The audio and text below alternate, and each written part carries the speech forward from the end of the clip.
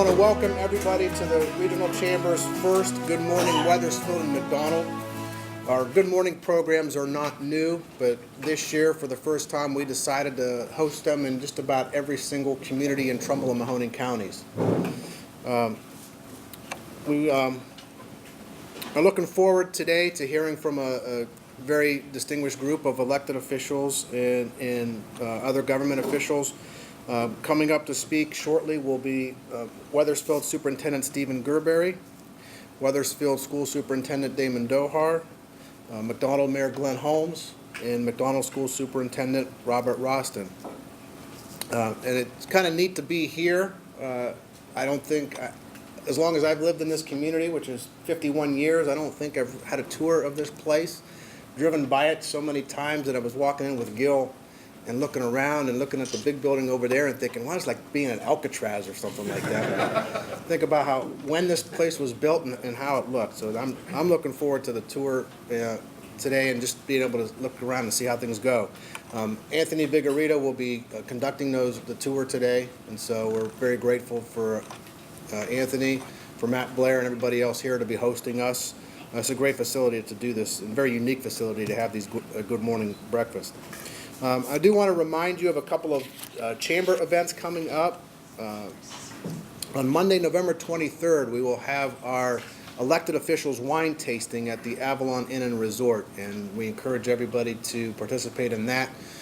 We will have elected officials from both from all the federal, state, and local offices there. It's a great opportunity to mix and mingle along with many business leaders. We usually get well over 200 people to attend those. And another event that I want to bring to everybody's attention, December 10th, we will celebrate the holidays with food and spirits and an after-hours event at the Holiday Inn Boardman. So I'd like everybody to mark that on their calendar as well, December 10th. One of the reasons that we host these events is to learn more about what's going on in the region that we serve. And we also like to talk a little bit about what we've been involved with, and so at everybody's table you can read about some of the progress that we've made in the community. I also want to take this moment to point out something specific that I'm working on is the state capital bill, and pretty much all the government officials should have this week received an email from us about that process, and if you have not, please see me before I leave today. I want to make sure that everybody's aware of the state capital bill process that's coming up this month. You can also find a lot of details about things that we're working on and the events that I mentioned at regionalchamber.com.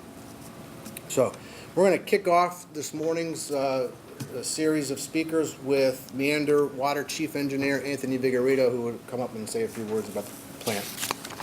Good morning. Welcome to the Mahoning Valley Sanitary District. I'm Anthony Vigorito, Chief Engineer. Just want to give you a little history about the district. I'm sure everyone's curious about how this place was formed, and so I'll give you a brief overview, and then whoever stays for the tours, there will be much more in depth about the process. The district was formed, or the Mahoning Valley Sanitary District was formed in 1926 and began to supply water to its member cities in 1932. Those member cities include Youngstown, Niles, and by special contract, the village of McDonald. A little background on the history of the district itself is the reservoir is 7 miles long and covers 2,010 acres. The reservoir will hold 7 billion gallons of water to the top of the spillway. In the early 1990s, due to droughts that were going on, a rubber bladder was added at that point, which gave the district another 1 billion gallons of water, which was able to help the valley get through many months during a drought. So it was a very good thing to do that. The land that surrounds the district, there's 5,807 acres of property, and it is enclosed with 35 miles of fence. It's a continuous process going around and trying to maintain that fence as cars drive through the fence, trees fall. There's a lot of things that go on a daily basis. The plant itself is a lime soda softening plant. It's rated at 60 million gallons per day. Current flows are right around 20 million gallons a day, so you can see there's a lot of room to grow in the valley. We have the capacity. All of this is maintained 365 days a year by 47 full-time employees, 1 part-time employee, and 4 overseen by 4 board members, 2 from Niles and 2 from Youngstown. The district continues to work through capital improvement projects to ensure that the safest product is delivered to our customers and to the member cities. And also recent improvements to the district have moved this plant from an antiquated plant into a state-of-the-art facility. So we thank we thank the community, we thank our board for allowing us to move forward into the future and to help the Mahoning Valley be the best water production it can be. Here recently, I had a group of students come in for tours, and it was funny how some of the kids were asking different questions about water. But some of the things that went on, I asked them, so where does the water come from when you turn your faucet on at your home? And their answers were, it comes from water bottles. So, and I said, well, what do you mean water bottles? And they said, well, you guys take water bottles and pour that into pipes or something to get that to our house. And I laughed, and I said, no. So I walked them up to the lake and I showed them, this is where your water comes from. And they said, but there's fish in there. That's disgusting. I'm not drinking that water. So after walking them through the rest of the plant for 2 hours, explaining each process, they were amazed, and then they drank water from the water fountain, and then they were okay with it. It wasn't as disgusting having fish in their water as it was in the beginning. So, but if you have any questions, we will be taking you on a tour after this event is completed. These buildings are very historical. A lot of money went into the buildings originally, and the district spends a lot of time to keep these buildings up to what you see today. So I thank you for coming to the district, and if you have any questions, you can ask. All right. Well, thank you. And then as soon as everybody's done, we could line up in the hallway here, and then we'll break into groups. Get moving. Thank you.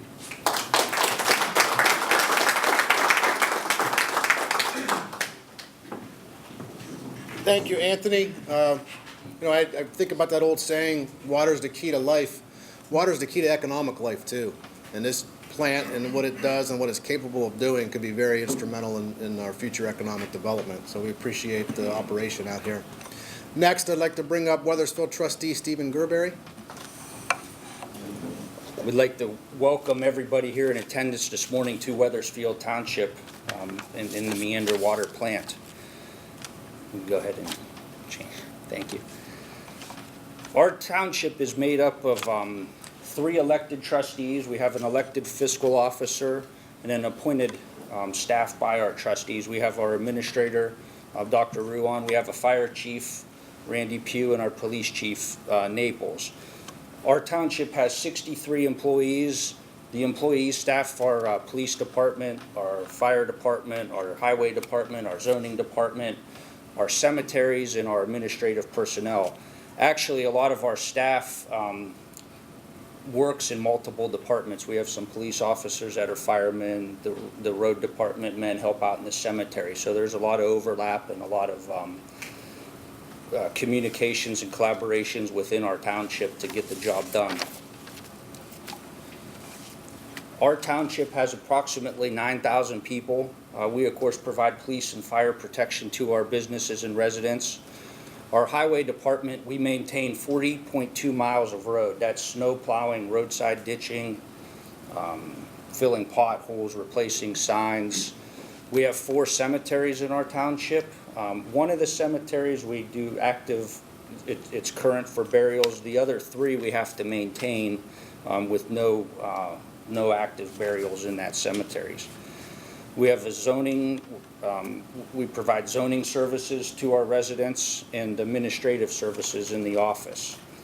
The students that live in our township, they go to 4 different school systems. They go to Weathersfield local schools, Niles City Schools, Girard City Schools, and the McDonald local school district. We have an operating budget of approximately $4.1 million annually. The trustees negotiate and the solid waste and recycling program, so we have uniform rate waste and recycling removal throughout the township. And just last week on election day, a gas and electric aggregation program passed, so we look forward to negotiating in the near future to save our residents on gas and electric pricing. We do have, we are a zoned township, where we have residential, commercial, and industrial sites that are ready for development and would welcome any development in any of those districts that are possible. Over the last 4 years, there's been a lot of change in Weathersfield. We hired a new administrator, we hired a new police chief, we hired a new police captain. So there's been a lot of change in our leadership in the township. Just like many communities, we've been faced with budget and revenue cuts as results of Columbus. We've been cut $650,000 annually. Also from some federal mandates and the closing of the coal-fired power plant on Belmont Avenue, we also lost $96,000 in annual tax revenue. Throughout all these challenges, though, we have maintained our focus and continue to offer improvements, and both to our services and our equipment and to our township. Our board and our department heads, we meet weekly, we bounce ideas off each other, we bring each other our concerns. A lot of times, the nice thing about that is our departments, each department knows what the other department's facing. A lot of times solutions are made at those meetings. Our fire chief may offer some zoning suggestions and vice versa throughout all the different departments. It really works well for us, and we get a lot accomplished in those meetings. Thank you.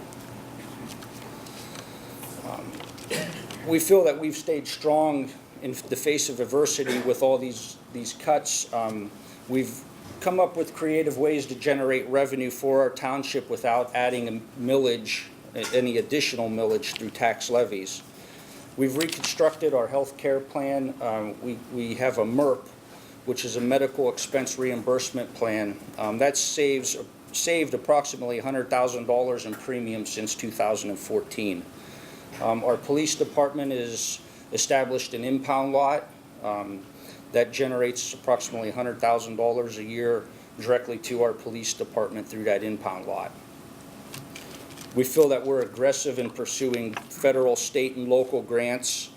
We've received over $1.4 million in grants. We've paved roads. We replaced our township road signs, stop signs, speed limit signs, and such.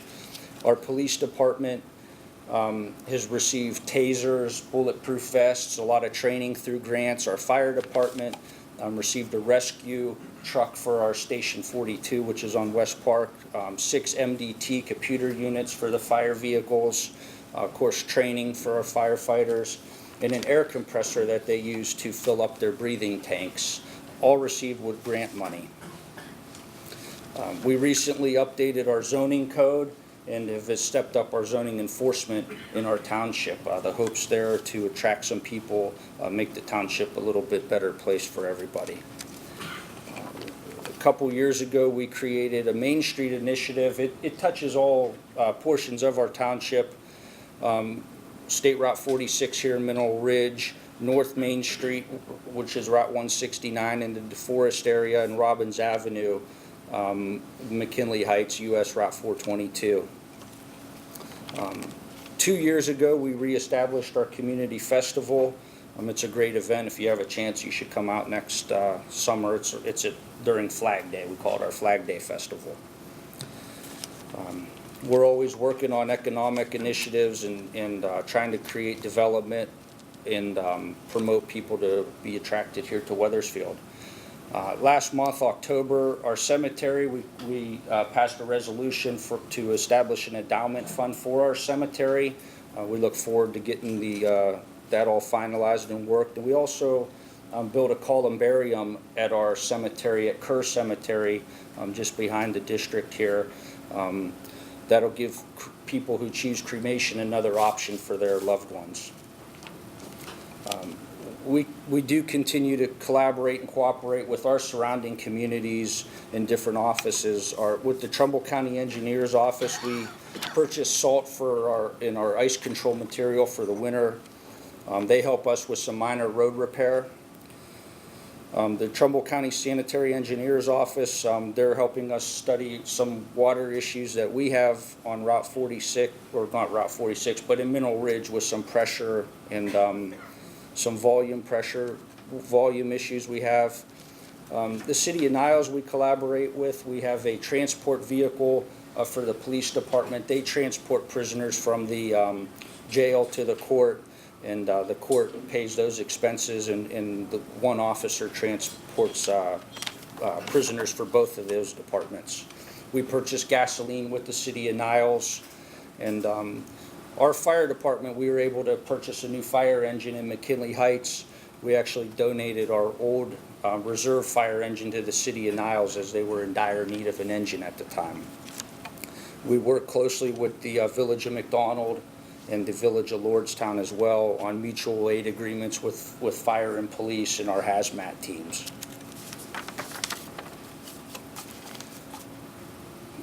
Thank you. As we continue to move forward, we do have a lot of projects pending. We do hope to bring some business and families back home to Weathersfield as these projects complete. Our heat and sheet sanitary sewer project, we're bringing sanitary sewers to that area of the township. They're going to start construction in the fall of 2016. They're still doing some engineering and economic studies for the funding. By the end of the year, we should have a JED in place with the City of Niles. JED's a Joint Economic Development District. That'll be in the 169 DeForest area. There's hopes to explore other areas with the City of Niles too. Talked a little bit about the upgrades to the water district. The Sanitary Engineers Office is doing some studies for us at the time. We're working with ODOT on a couple projects in McKinley Heights at US 422 and Robbins Avenue, Tibbetswick Road. There's a lot of congestion there. They're looking in some solutions. One of the key components would make a 600-foot right turn lane coming from Route 11 towards downtown Niles to make a continuous turn lane. They'll re-signal the lights and do some other lane widenings and turn lanes too, but that'll be a key component to alleviate some of the congestion in that area. Another exciting project is ODOT's doing a feasibility study to put a turn lane on Route 46 from approximately Depot Street to Seabourn Street where the fire station is, and then down at the County Line Road intersection. A turn lane would alleviate a lot of congestion on 46 too during the peak traffic time. Last month as well, we received a grant for a gazebo from the Ohio Department of Public, Ohio ODNR, and we look forward to working with the school system to have that gazebo constructed and installed at the site at the old middle school. We're also very pleased to announce that we have 3 economic projects in the works at I-80 and Salt Springs Road. Caterpillar is invested about $5 million in an expansion to their current facilities at that intersection. There's 2 other projects we're pursuing and hope to have some more news on them here in the very near future.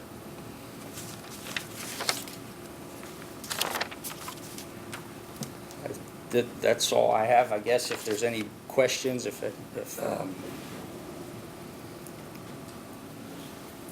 yes. On that Tibbetswick intersection, what's the Yes. timeline on that, do you think? The time, The construction will be 2018. It's a project that's moving forward and it's fully funded. So it is moving forward. Can't happen soon enough. I know. Well, thank you, everybody, and Well, we're going to segue from the township to the school district, and it's probably a good time to point out the work that Administrator Ruan is doing with that Route 46 project. We are, through our Grove-Mahoning Valley Council, getting some attention there, and for the school system to be able to widen and improve the flow of traffic through there is going to be much safer for the students and as well as for traffic in general. So I'll bring up Superintendent Damon Dohar next.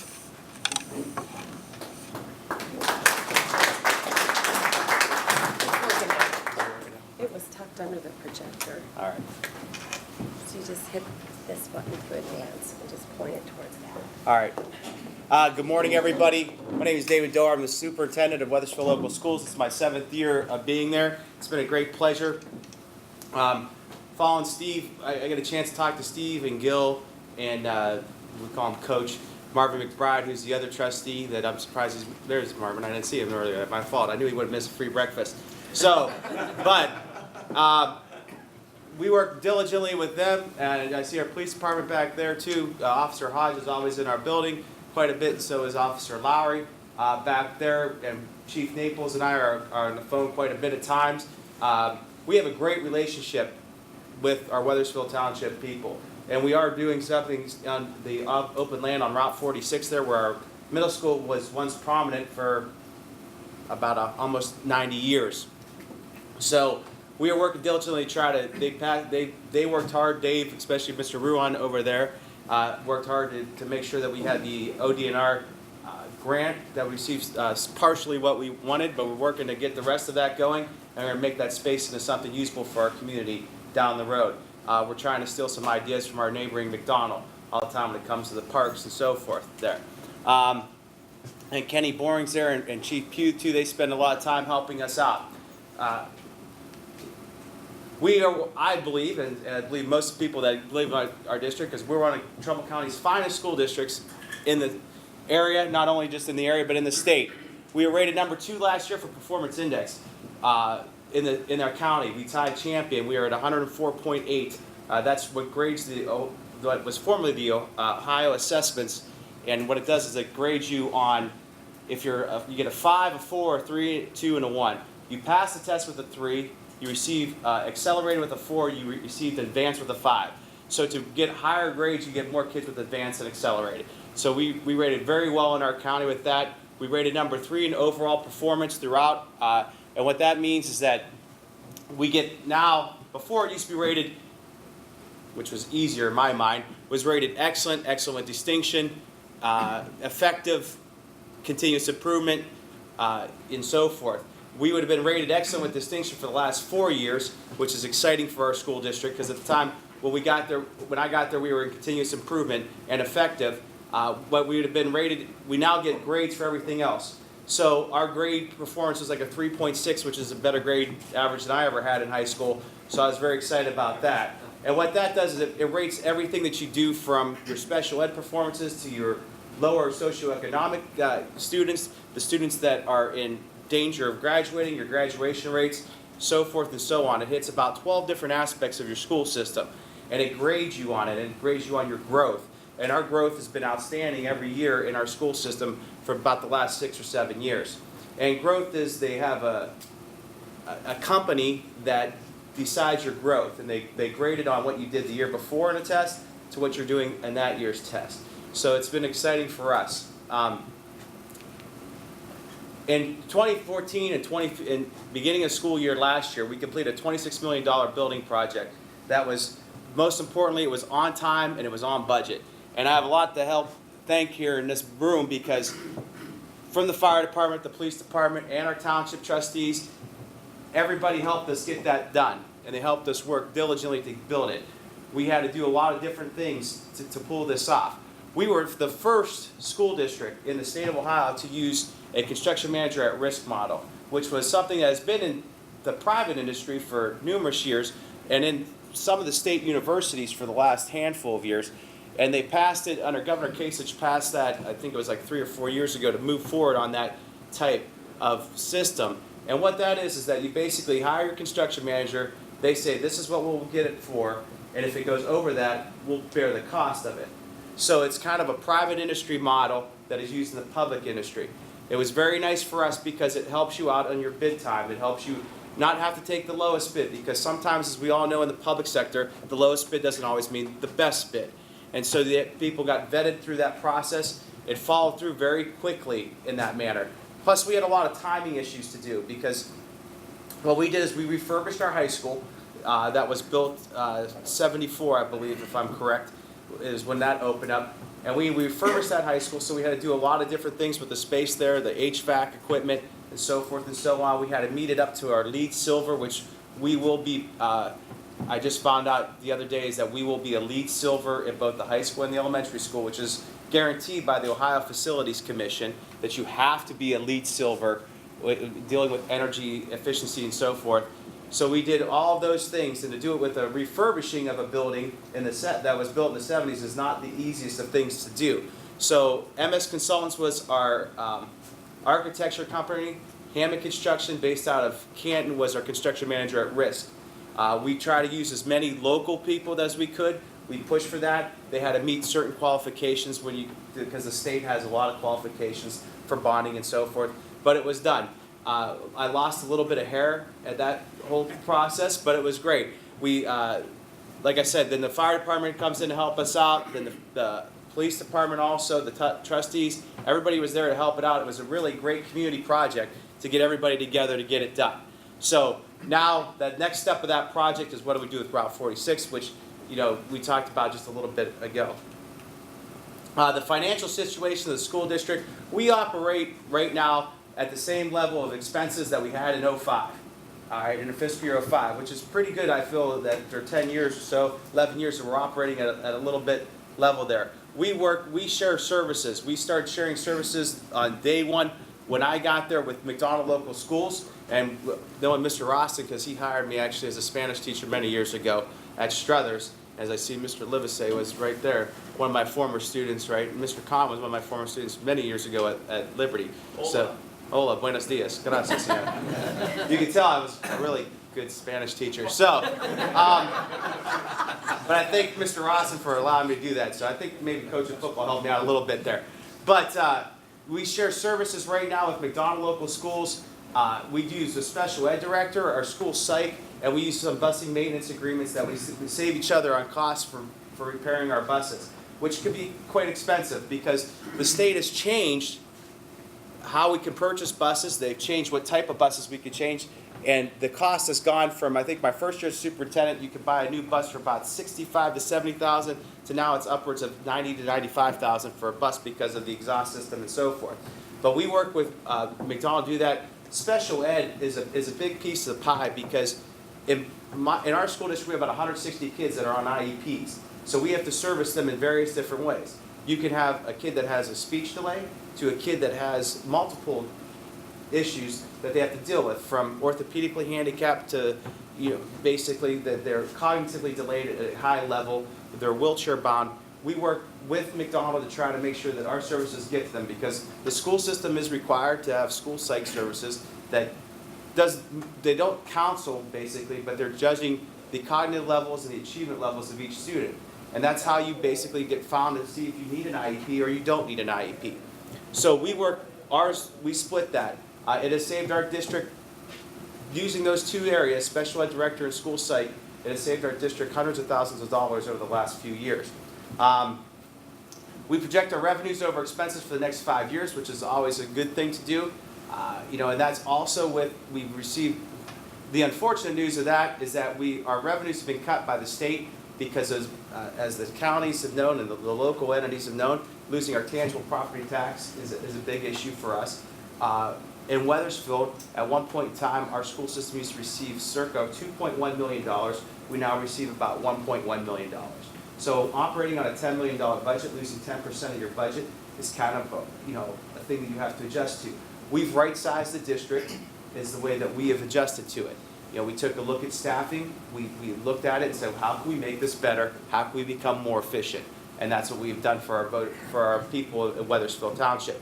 And we've expanded our offerings over the past few years because we're expanding into College Credit Plus, which is a new venture that the state has required us to do. We were working on advanced placement, which a lot of people have heard of AP classes before. Now College Credit Plus is where we have to now offer students from grades 7 through 12 the ability to take college credit courses. And you can either take them on your campus at Middle Ridge, or you can take them at YSU, Kent, Trumbull, so forth and so on. So we are working to expand our offerings. Right now we offer calculus, we offer English AP in 2 classes. Next year we hope to offer about 6 or 7 college courses right on our campus. And that's going to be in conjunction with Hiram College, YSU, and I think Shawnee State is the other group that's going to be part of that group. We are also working with some ideas with McDonald to try to see how we can share people to help us out. Because getting a teacher, the one thing that we have found out in the College Credit Plus program is that universities look at teachers differently than we look at teachers. Universities have, when you were in high school, you took science from the same person probably. So the person that taught you chemistry probably taught you physics. Well, on a college level course, chemistry is a different world than physics. So, but according to secondary schools, K through 12, you can have a comprehensive science license and teach both of those. So then also, government, your government teacher may have taught you economics in high school. Well, in college, your government teacher is your PhD in government,